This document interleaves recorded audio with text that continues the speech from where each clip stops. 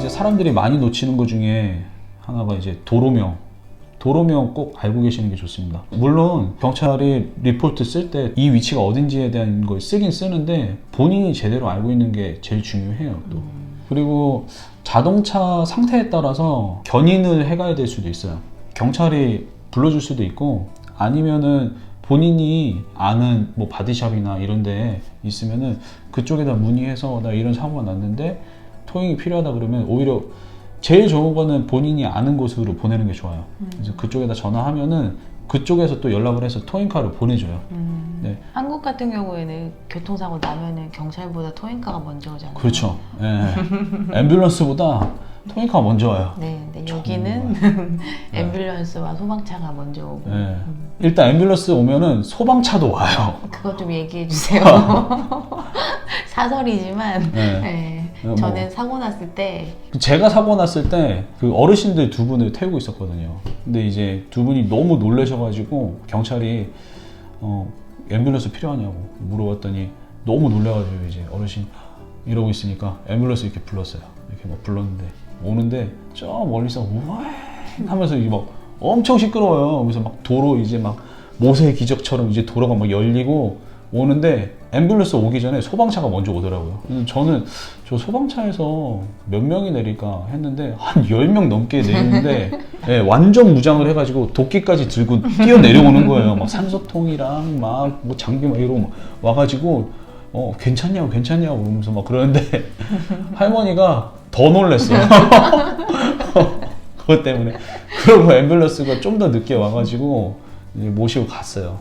어찌 보면 그 소방차가 와서 네, 통제도 해주고 네. 그리고 이제 차가 사고 나면 차에 불이 붙을 수도 있잖아요. 이제 그래서 온 것 같아요. 일단은 안전. 진짜 사람 생명이 먼저죠. 네. 한국 사람이 봤을 땐 너무 오바다 싶을 정도로 네. 네, 그렇게 안전을 위해서. 그래서 차 상태에 따라서 이제 토잉이 되면 본인이 앰뷸런스를 타고 병원을 갈 수도 있고 안 갈 수도 있지만 만약에 이제 안 간다는 상황을 전제하에 보통 이제 경찰이 리포트를 손으로 써주거든요. 근데 저희 어머니가 사고를 당했던 지역에서는 경찰 리포트를 글쎄요 어머니가 영어를 잘 못해서 그랬는지 리포트를 손으로 써가지고 이렇게 주지 않고 명함에다가 그 케이스 넘버를 써서 자기네 이제 그 경찰 홈페이지에 들어가서 다운을 받으라고 그렇게 돼 있더라고요. 그래서 제가 거의 접속해가지고 케이스 넘버랑 이제 어머니 정보 넣어가지고 다운 받아가지고 이제 리포트를 봤어요. 근데 보통 리포트에 보면 그 상대방의 보험이 어느 회사인지 그리고 이제 그 폴리시 넘버 막 이런 것도 적혀 있기도 하거든요. 근데 이번 리포트에는 적혀 있지는 않았어요. 그래가지고 제가 저희 보험회사 에이전트 쪽에다가 이제 얘기를 했더니 그분이 이제 알아봐가지고 도움을 받았거든요. 근데 이제 사고가 나면 상대방이 그 보험회사에다 클레임을 할 수도 있고 저도 이제 그 사고에 대해서 상대방 보험에다가 이제 이야기를 할 수 있어요. 그래서 일단은 1차적으로는 사고를 낸 당사자가 본인 돈으로 처리를 할 수 없는 상황이 대부분이잖아요. 그렇게 사고가 어느 정도 규모 있게 나면 그러니까 이제 보험회사가 개입이 돼야 되는데 그러면 그 사고가 난 상황에 대해서 보험회사에다 클레임을 해야 돼요. 보험회사에다 전화를 해가지고 뭐 이런 사고가 나서 이 사람이 사고가 났고 나는 뭐 이렇게 사고를 당했다 이제 이야기를 하면서 그 보험회사에다 리포트를 하면 클레임 넘버를 받아요. 긴 번호를 이렇게 받거든요. 클레임 넘버를 바디샵에다 줘야 되고 그리고 내가 병원을 간다 그러면은 병원에도 줘야 돼요. 차가 이제 수리를 맡겨놓은 상태면 차를 쓸 수 없잖아요. 그러면은 차가 필요한데 지금 렌트카를 해줘야 되잖아요. 그것도 렌트카도 다 보험회사에서 해주거든요. 클레임 넘버를 받으면 이 사고에 대한 담당자 이름이랑 그 연락처를 주거든요. 이제 그 사람한테 이제 전화를 해가지고 렌트카 필요하다. 그 사람이 또 전화가 오기도 해요. 그 사람이 이제 막 렌트카를 막 예약을 해주거든요. 뭐 이런 차 해서 이제 해주겠다. 그래서 어떤 회사에다가 연락을 하면 된다. 이러면서 또 이제 그 렌트카에 대한 넘버를 줘요. 그 넘버를 주면은 또 렌트카에서 전화가 또 금방 와요. 아니면은 전화 안 오면 내가 연락을 해도 되고. 저 같은 경우는 엔터프라이즈라는 회사 그쪽을 연결을 많이 해주더라고요. 아무래도 렌트카 쪽은 그쪽이 큰 회사라 그런지. 그 렌트카 회사에서 내 위치가 어디 있는지를 얘기를 해주면 픽업을 하러 와요 또. 되게 좋죠. 픽업을 하러 오면은 그 렌트카 직원이랑 그 오피스에 가가지고 렌트카 이제 받는 이제 서류 작성하고 사인하고 그리고 이제 크레딧 카드를 한번 쓰거든요. 한 100불 정도 이제 걸어놓고 이제 뭐 문제가 있으면은 이제 크레딧 카드에서 이제 돈을 빼가거나 뭐 문제 없으면은 이제 돌려주거든요. 근데 이제 본인의 차가 수리가 되는 동안 그 렌트카는 보험회사에서 커버를 해주면서 계속 쓸 수는 있어요. 그 렌트카 하면서 또 보험을 또 들라고 하는데 보험을 들어도 되고 안 들어도 되지만 그것도 이제 본인이 가지고 계신 지식 안에서 본인의 판단에서 하시면 됩니다. 그거는 제가 어떻게 하라고 또 말씀드리기는 어려워요. 그래서 이제 렌트카를 그렇게 해서 사용을 하면 되고 그리고 이제 본인이 다친 부분은 엄청나게 다쳐가지고 뭐 실려가서 입원해가지고 수술을 받아야 되는 경우가 아니라면 대부분 근육이 놀라거나 속에 염증이나 뭐 타박상 같은 경우거든요. 카이로프랙틱이나 뭐 물리치료 또는 이제 뭐 침 맞으러 가는 경우도 있죠. 이제 그런 곳에 가요. 그런 곳에 가면은 또 이제 클레임 넘버를 또 마찬가지로 줘야 돼요. 이 사고에 대한 치료니까. 근데 예전에 그 제가 어르신들이랑 같이 사고가 났을 때 어떤 문제가 있었냐면 어르신들이 사고 때문에 병원에 갔는데 이분들은 보통 통상 하던 대로 사고에 대한 클레임 넘버를 줘가지고 그 진료를 받은 게 아니라 메디케어로 진료를 받으신 거예요. 그래가지고 이제 그분들 같은 경우는 일이 좀 복잡해져가지고 보상금 받고 이러는데 좀 오래 걸렸어요. 연세가 좀 있으신 분들이라면 그런 부분을 본인이 잘 파악을 하시고 병원에서 진료를 받거나 치료를 받을 때 딱 이거는 나 사고 때문에 그런 거다. 그래서 클레임 넘버를 정확하게 주시고 이런 인포메이션을 병원에도 잘 이야기를 해주셔야 돼요.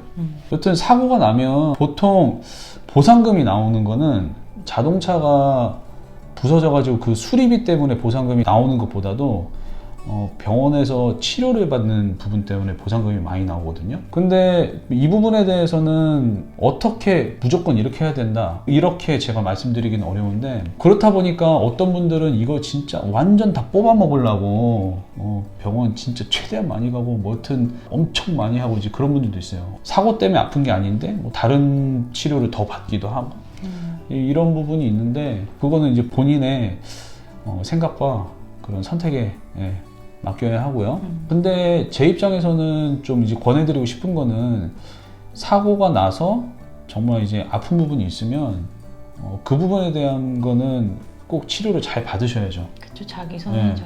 이게 후유증이 남으면 본인 손해거든요. 이게 뭐 보상금을 받아도 보상금은 일시적인 건데 후유증은 오래 가거나 영원히 갈 수도 있는 거기 때문에 좀 사고가 나면은 여튼 치료는 잘 받으시는 게 좋습니다. 그리고 만약에 본인이 클레임 넘버를 받기 전에 병원에서 치료를 받거나 아니면은 뭐 약을 뭐 사야 되는 상황이 생겼어요. 그래서 본인 돈으로 썼으면 영수증을 잘 챙겨 놓으세요. 그러고 나서 나중에 이제 보험회사에다가 이제 내가 이런 것 때문에 이렇게 지출을 했다. 이제 이렇게 영수증을 보내주면은 그거 다 돈 돌려줍니다. 그리고 병원에서 또 변호사를 소개시켜주기도 하거든요. 근데 뭐 변호사를 하고 안 하고도 본인의 선택이에요. 안 하고도 할 수 있어요? 네. 저 아는 분은 안 하고 하셨대요.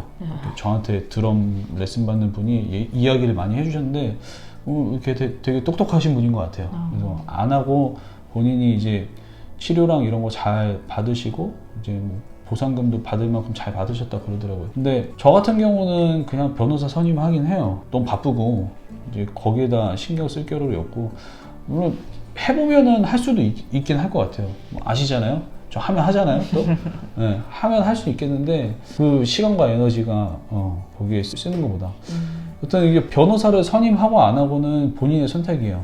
근데 이제 변호사가 또 이런저런 조언을 하긴 하겠죠. 그 부분도 본인이 가지고 계신 생각으로 잘 선택을 하시고 보통 변호사를 선임을 하면 변호사가 가져가는 돈은 보상금 나오는 거에 3분의 1이에요. 그 부분 잘 알고 계시고 사고가 나서 이제 보상금이 이제 나오는 부분이 제가 아까 얘기했듯이 자동차 수리에 대한 부분 뭐 그런 부분이 아니라 보통 그 메디컬 익스펜스 그 치료를 받는 부분에서 좀 돈이 많이 나오면서 이렇게 보상금으로 이렇게 들어온다고 얘기를 했잖아요. 그런 부분 때문에 뭐 어떤 분들은 본인의 보험 있잖아요. 예를 들어 제가 사고가 났는데 제 보험회사에도 클레임을 해서 메디컬 익스펜스를 받아내면 돈을 더 많이 받아낼 수도 있다. 또는 치료를 더 많이 받을 수 있다. 이렇게 이야기하시는 분들도 있고 어떤 분들은 그게 좋지 않다. 그렇게 하면 보험료가 더 올라간다. 이렇게 이야기하는 분들도 있어요. 그 부분에 대한 선택은 제가 또 이렇게 하시라 말씀드리긴 어려워요.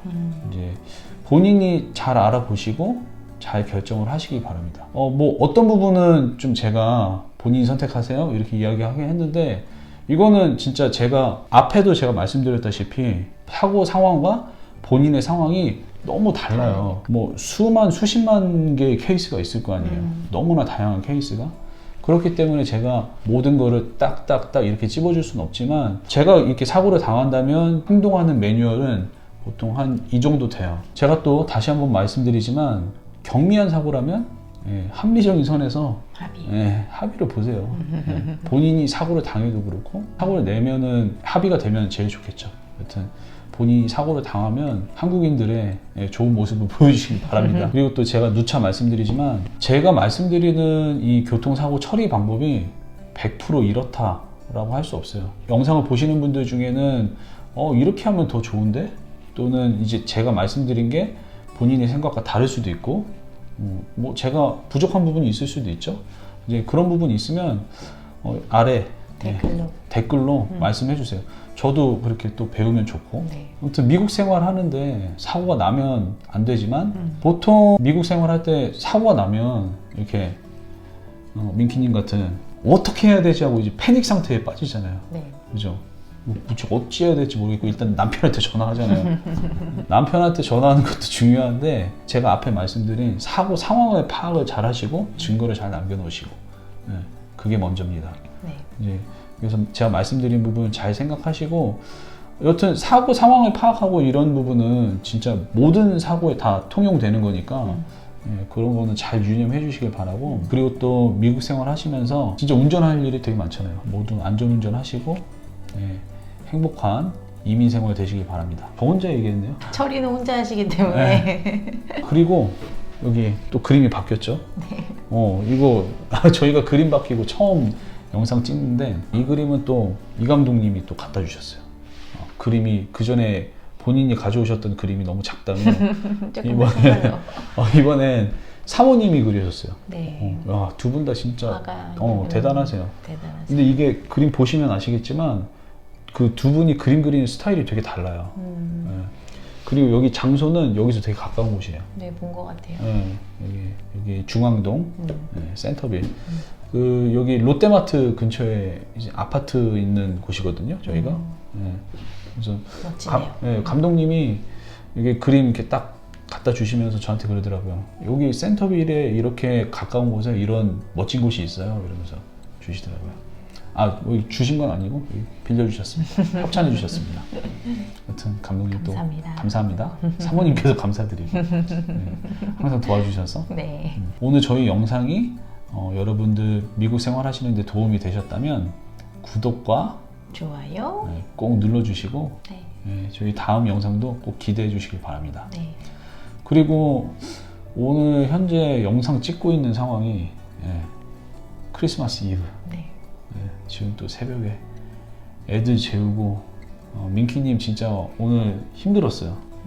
제가 알아요. 말을 할 수가 없네요. 옆에서 할 말도 없지만 진짜 피곤해가지고 막 눈이 계속 감기는데도 저도 피곤하긴 했는데 잘 듣고 있었습니다. 민키님의 수고함을 제가 알고 있습니다. 여러분 즐거운 크리스마스 또 행복한 크리스마스 보내시고 메리 크리스마스. 메리 크리스마스.